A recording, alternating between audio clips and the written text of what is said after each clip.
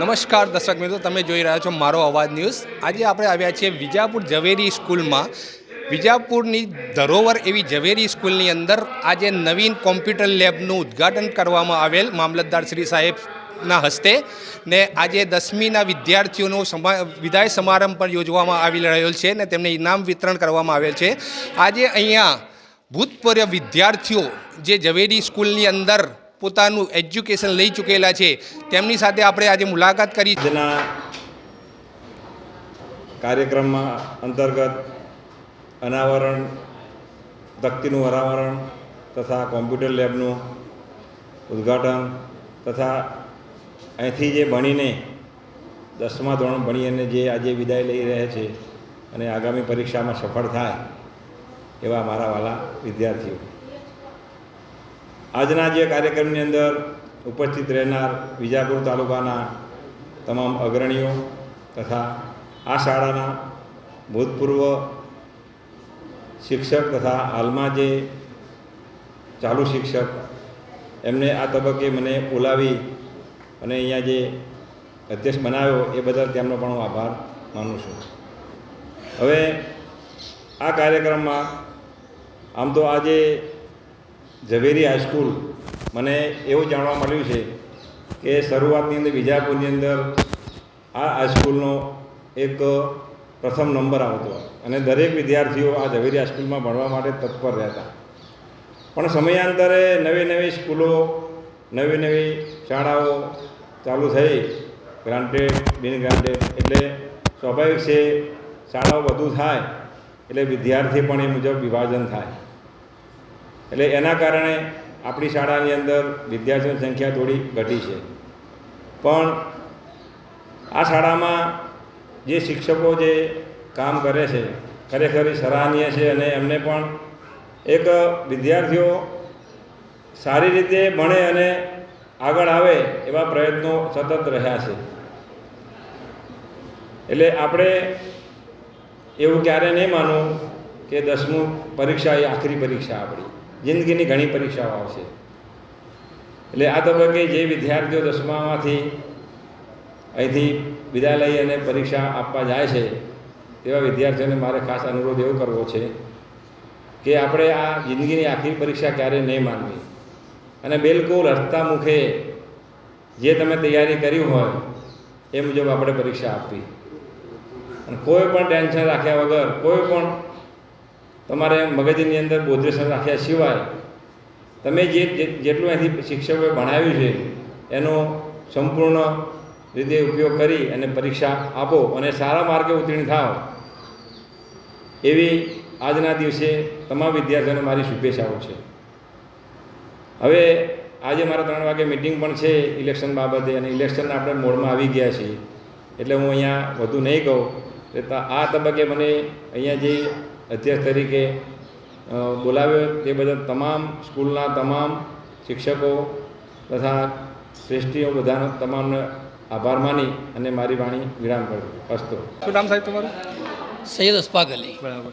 આ ઝવેરી wear school જે નગરપાલિકા સંચાલિત છે ને તમે એક ભૂતપૂર્વ વિદ્યાર્થી પણ રહી ચૂક્યા આ સ્કૂલના, તો તે બાબતે તમારું શું કહેવાનું થાય છે? ઝવેરી હાઈસ્કૂલ વિજાપુર નગરપાલિકા સંચાલિત છે અને નગરપાલિકાના સંચાલન હેઠળ જ ચાલતી સંસ્થા છે। આ સંસ્થા ઉપર નગરપાલિકા તરફથી પૂરતું ધ્યાન નથી અપાયું, માટે આ શાળાની અંદર હાલ વિદ્યાર્થીઓની સંખ્યા ઘટી છે, પરંતુ હાલમાં અત્યારના સંજોગોમાં જો જોતા અહીંની સંખ્યામાં, ટીચરોની સંખ્યામાં જોવા જઈએ તો સારામાં સારા ટીચરો છે, સારામાં સારા અભ્યાસ કરાવે છે અને અમે જાતે એ જોઈ અને અભ્યાસ કર્યો છે કે તેઓનું શિક્ષણ ખૂબ સારું છે। એમના માટે હવે અમે અહીંના ભૂતકાળના વિદ્યાર્થીઓ હોવાથી વર્તમાન સમયમાં પુષ્કળ પ્રયત્નો કરી અહીંયા સ્કૂલ ચાલુ કરીશું। આ સ્કૂલ ચાલુ થાય તો ઘણું સારું, કારણ કે ભૂતકાળની અંદર આ શાળા એ તાલુકાની શાળા હતી, અહીંયા 3600ની સંખ્યા હતી, એની જગ્યાએ આજની તારીખમાં સંખ્યા શોધવી પડે એ બહુ દુઃખદ વાત છે, પરંતુ હાલના સંજોગોમાં વિજાપુર શહેર 25,000ની વસ્તી ધરાવતું શહેર છે અને આ શાળાની અંદર વિદ્યાર્થીની સંખ્યા 100 આસપાસની હોય એ સારી ન કહેવાય। માટે વિજાપુરની અંદર તમામ દિશાએ ફરી તમામ જ્ઞાતિના બાળકોને આ શાળામાં લાવવા માટેના પ્રયત્નો કરીશું અને એમને સમજાવવામાં આવશે કે આટલું મોટું કમ્પાઉન્ડ, આટલું મોટું ગ્રાઉન્ડ, આટલી મોટી શાળા અને આ શાળાની અંદર તમારા બાળકો જો ભણે તો ખૂબ સારું સંચાલન અહીંના કર્મચારીઓ કરી શકે. આ રીતે મારી એવી ભાવના ખરી કે ઝવેરી હાઈસ્કૂલ ખૂબ સારી રીતે ચાલે એવી હું શુભેચ્છા પાડું. આ શાળા ફરીથી હરભરતી થાય એ બાબતે ગામના અગ્રણીઓ અને અહીંના વિદ્યાર્થીઓના ભાવિતરનો શું કહેશો તમે? અહીંના જે વિદ્યાર્થીઓ હાલ જે ભણે છે એમના વાલીઓ, એમને હું તો પહેલાં ધન્યવાદ આપું છું કે એમણે ભાઈ ટીચરો ઉપર વિશ્વાસ રાખ્યો છે અને એમને ભણાયા છે. પરંતુ આજના સંજોગોમાં અને આજની તારીખમાં જે વિદ્યાર્થીઓનું સન્માન જોયું, જે વિદ્યાર્થીઓનું ટેલેન્ટ જોયું, એના ઉપરથી અમને એવું લાગે છે કે આવનારા દિવસોમાં અહીંના વાલીઓ સારી રીતે ભણાવવા માટે અહીંયા જો આવી એમને પોતાના દીકરાઓને જો અહીંયા દાખલ કરે તો ખૂબ સારી વાત છે. અહીંના વિજાપુર ગામના અગ્રણીઓ આ સ્કૂલને યોગદાન આપે તે બાબતે અહીંના અગ્રણીઓ જો વધુ નહીં તો ખાલી યોગદાન એ પ્રકારનું આપે કે અહીંની સંખ્યા વધુમાં વધુ થાય એટલા માટે ખાલી અહીંના અગ્રણીઓ જો યોગદાન આપે તો ખૂબ સારું. શું નામ તમારું? મારું નામ રાઠોડ ભવાનસિંહ જાલમસિંહ, ઝવેરી વિહાર હાઈસ્કૂલમાં પ્રિન્સિપાલ. આજે સાહેબ આજે લેબનું ઉદ્ઘાટન કરવામાં આવ્યું તે બાબતે શું કહેશો આપ? ઝવેરી વિહાર હાઈસ્કૂલની અંદર આમ તો એમ કહેવાય કે ઝવેરી જે છે આપણું વિજાપુરનું એક ઘરેણું છે અને એમાં આપણે કોમ્પ્યુટર વર્કની જે આજે ઉદ્ઘાટન કર્યું છે એ કોમ્પ્યુટરનો ઉપયોગ બાળકો મેક્ઝિમમ કરે. અમે વેકેશનની અંદર પણ બાળકોને કોમ્પ્યુટરના ક્લાસીસ માટે આવકારીએ છીએ. બાળકો આવશે વેકેશનમાં તો એમને પણ અમે કોમ્પ્યુટરનો ક્લાસ શીખવાડીશું. આધુનિક ટેકનોલોજીના યુગમાં બાળક પ્રગતિ કરે એ જ અમારી અભિલાષા છે. આ શાળાનો વિકાસ થાય તે બાબતે શું કહેશો આપ? સાહેબ, આ શાળાના વિકાસ માટે અમે સતત પ્રયત્નશીલ છીએ અને અમને એમ લાગે છે કે હવે તો આપણા વાલીઓ જે છે, વાલીઓ અને અગ્રણીઓ પણ આ સમાજને ના જે બાળકોના વાલીઓ જે છે, અગ્રણીઓ છે, એ બધા જ આ શાળાના વિકાસમાં અમને સહકાર આપી રહ્યા છે. એટલે શાળાનો વિકાસ ચોક્કસથી થશે અને ચોક્કસથી વળી પાછું જે પેલો ભવ્ય ભૂતકાળ તરફ આપણે આગળ વધીશું. આજે વિદાય લેતા વિદ્યાર્થીઓને શું કહેશો તમે?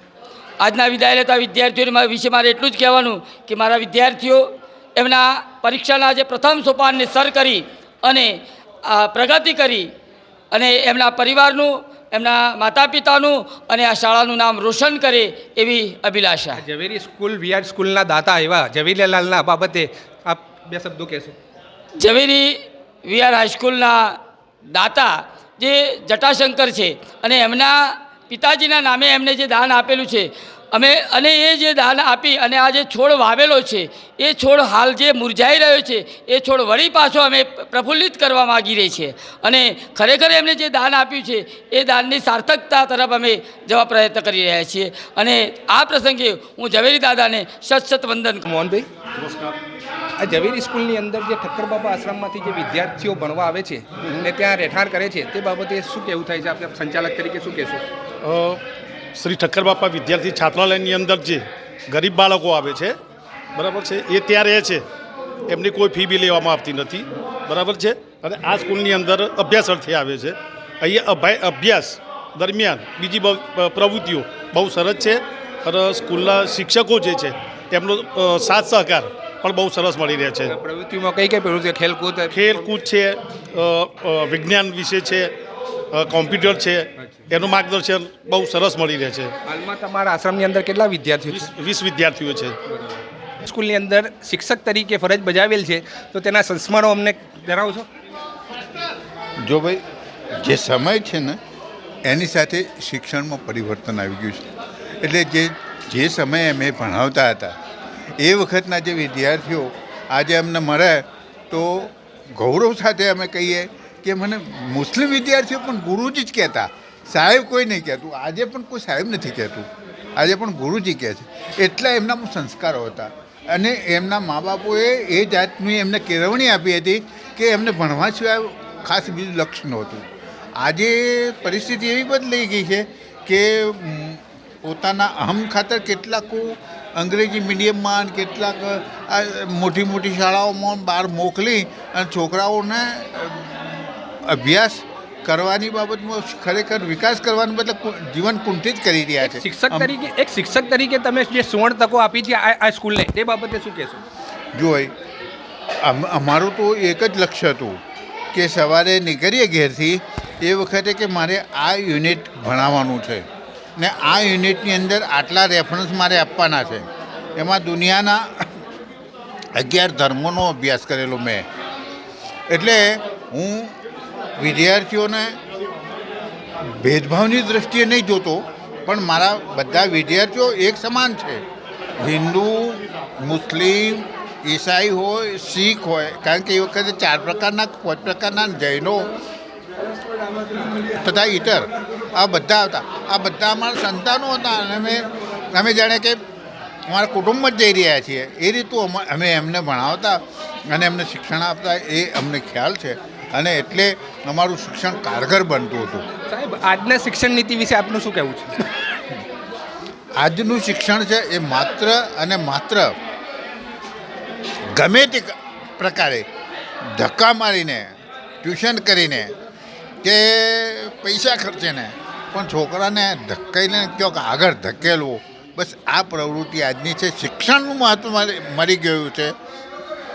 માત્ર અને માત્ર નોકરીલક્ષી અને વ્યવસાયલક્ષી શિક્ષણ તરફ લોકોને અત્યારે હાલ થોડું રુચિ છે. એક શિક્ષક તરીકે આજના વિદ્યાર્થીઓને શું સંદેશો આપશો આપ?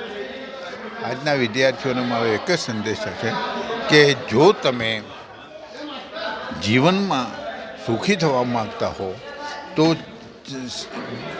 દરેક પાસાને બરાબર સમતલ અને સંપૂર્ણપણે અભ્યાસ કરી અને એમાંથી કંઈક મેળવો. તમે જે મેળવશો ને એ તમારી જિંદગીની અંદર કદી મિથ્યા નહીં જાય. માત્ર અને માત્ર જો વ્યવસાયલક્ષી કે તમારા ભૌતિક સંપત્તિલક્ષી જો શિક્ષણ હશે ને તો આજે ને તો તમને એ શાંતિ નહીં આપે. જેમ પરદેશોની અંદર હિપ્પી લોકોનું પ્રમાણ વધતું જાય છે. એનું કારણ શું છે કે 1 ગાડી 2 ગાડી, લાખ રૂપિયા, 2 લાખ રૂપિયા, આટલા ડોલર આવું બધું કર્યા જ કરે. એમ કરતાં 1 બંગલો, 2 બંગલા, 4 બંગલા, પછી શું? આફ્ટરનું નહીં વિચાર કરતા. એના કારણે એ લોકોમાં શું થઈ ગયું છે અત્યારે, હવે જીવનમાંથી રસ ઉઠી ગયો છે અને માટે એ લોકો હિપ્પી બનતા જાય છે.